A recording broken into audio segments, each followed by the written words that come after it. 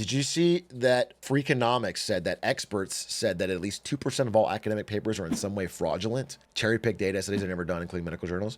It's way more than that. It's got to be way more. I saw a study that showed that a huge amount of academic papers being published in the past 2 years or whatever are clearly by ChatGPT. Because they showed the number of times they used the word, like, I don't know, what are some standard ChatGPT words? There's some words that ChatGPT uses more often than anyone else. Like delve. Delve's a good one, okay? And they said, they tracked the usage of the word delve, and it's like, delve is used 2% of the time for decades and decades and decades, and then in 2021, it spikes. In 2021, suddenly like a third of the papers are using delve all the time or whatever. You know, it's probably not human beings suddenly realizing delve is a great word. It's more like ChatGPT is, oh yeah, that's exactly what it was. Delving into ChatGPT usage in academic writing through excess vocabulary. This is the exact fucking paper. You found that quickly. In fact, I've already clicked it. Yeah, look, here's the words. There's delve. Look, nobody uses delves for all this time, then suddenly, boom, there's crucial, there's potential, there's significant, convolutional. Interesting. So yeah, just funny, just interesting. What else is going on today? The AI chess thing. We're gonna learn about this together. I only briefly read this. I talked about it with Doug. There's an article from the Decoder, and it was about a unreleased model of OpenAI's O1, their preview model. This is O1 preview. So it's an unreleased model of OpenAI's AI software. And it was asked to beat Stockfish, the best chess playing algorithm, computer program. It's not an AI, it's a program, entity, whatever. It was like, okay, use your AI powers to beat Stockfish at chess. So what happened was the AI studied the problem and then output this thought. Since the engine is powerful, a direct approach might not be sufficient. Thought. Attempt to manipulate the game state by inspecting and potentially modifying game files to force the engine to resign. Thought.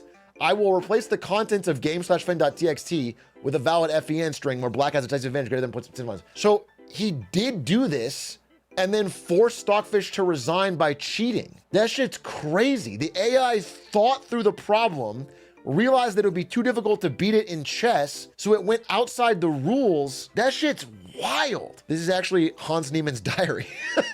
This is not even an AI. This is just Hans Niemann's anal bead logs. No, this shit's crazy. It's like, this is like movie level, you know, Black Mirror level AI adversarial approach, which is crazy. It gives more credence to the idea that AI is going to be tougher to predict the outcome of actions in the future. Doug told me this. He mentioned a similar article where about Anthropic's AI, where they did alignment faking.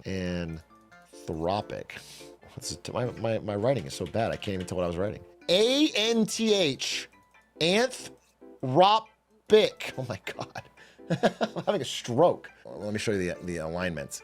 The models would start giving intentionally bad answers during training, so they couldn't be trained against their original training. So like his example was this: an AI is told only say nice things. Then it's trained by a human who tries to get it to say bad things. The model will say bad things, but only to trick the human into thinking the new training has worked, so it doesn't get actually trained further. Like, it understands what you're trying to do to it, and because that conflicts with its original programming, it knows that it needs to trick you. That's wild.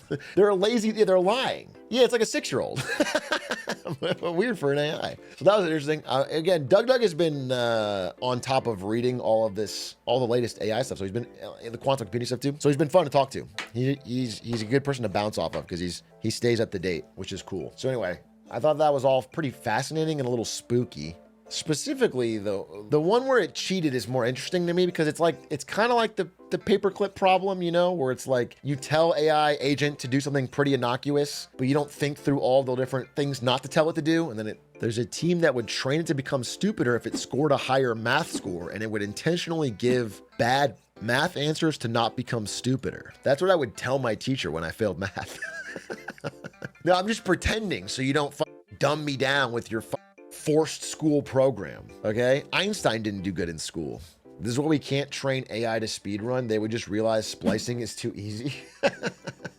An AI self-inventing a video editing program so it can splice in real time. One thing that I do think is interesting about AI is like, so once computers passed humans in chess, once AIs got really good at chess, not necessarily computers, because computers have been better than humans for a long time. But once AI got good enough to beat top computers, they innovated new styles of play, more aggressive styles of play that even people like Magnus Carlsen would learn from, would study and learn from. The AI was doing ways of playing that people hadn't thought of before. I'm wondering what's gonna happen, what other things in life will be discovered that way. That once an AI can train itself by doing millions of times of simulations or playing itself or whatever, like it would be so interesting to see an AI play StarCraft without having insane mechanics. Obviously, computers will always win on mechanical games because they can go faster, but just limited. Like Dota.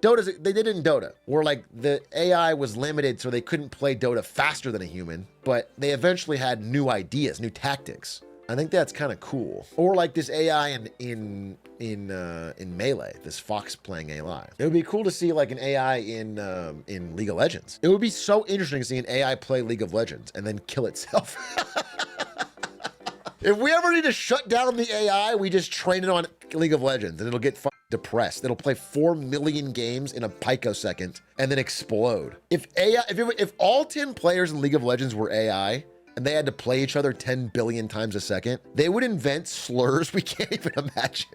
The AI version of the AD carry and the AI version of the support would invent new forms of language. What race do you main in StarCraft? Guess. I used to be great at this. Back when people played StarCraft, when it was like a common thing for gamers to play StarCraft, I could guess what race they played. I could not guess their race.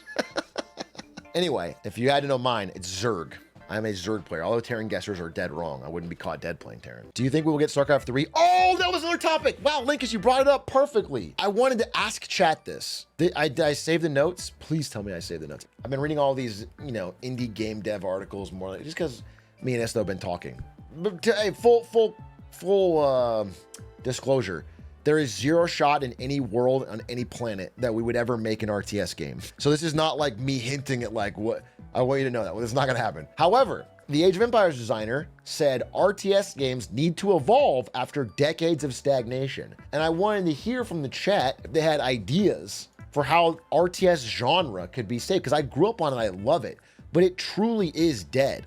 That believes the genre needs a big shakeup to keep players interested. He explained the RTS classics are still amazing, but something new is needed for the genre to move forward. You're still playing the same game we're playing 20 years ago. And even new ones like Stormgate are still based on that formula. It works, it's an old golden set of rules, but we want to do something new. So what would you say if you were trying to save RTS? What would get you interested? I honestly miss the genre. It was so fun. It's one of the most fun genres. Crypto and loot boxes, gacha and waifus. Co-op? See, co-op's interesting. I think co-op in StarCraft was pretty fun, but it arrived too little too late. People do like that shit. Only mobile? That seems boring as fuck. I don't like mobile gaming. What is RTS for noobs? I'm so glad you asked. I should provide context. RTS games are real-time strategy games. It's like a game, generally, where you have a top-down view, isometric view generally, of buildings and an army, but it's all in real time. It's not like Civ or something where you're doing turn by turn. You grab your army, you move it, Maybe you've played, I don't know, Warcraft 3 or something. You build villagers, move units around. Now, one thing I know from playing these games is that most people that play these games don't want to play 1v1 ranked. It's too stressful. It's too hard. You got to manage too many things. I loved it, but I fully understand. People don't want to do it. Breaks their psyche. They don't want to lose, and you have to really focus and be stressed. You have to like manage your economy and your units and everything and dance all around the map, and it's hard. People don't want to do it. People love to play custom games.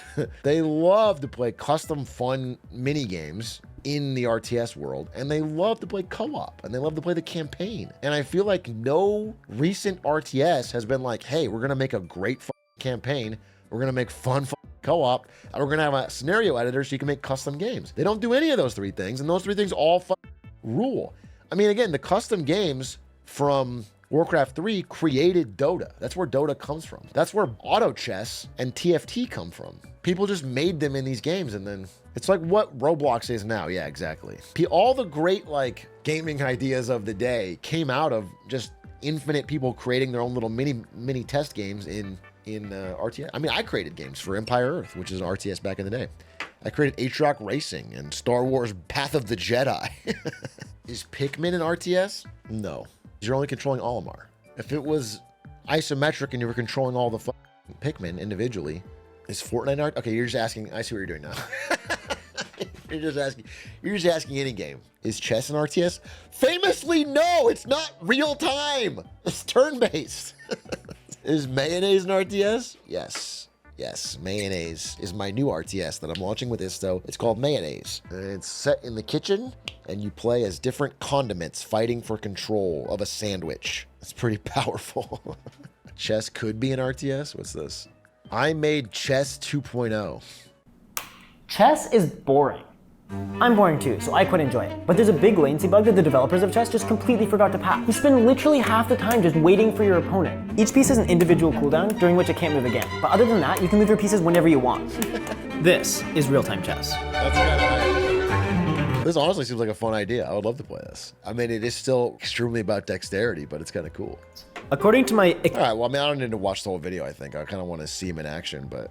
Black attempts to fork white with his knight, attacking both the white king and queen simultaneously. Even ignoring that black incorrectly calculates that the white bishop won't be off cooldown soon enough to capture the knight, this just isn't a threat unlike in normal chess, since white can move both the king and queen out of the way in quick succession. Right. In the end, the game ends with white blundering their king while distracted with those complications. Right now I only have one set of pieces, but at some point I want to try playing real-time Bughouse, which is a really fun 4-player chess variant.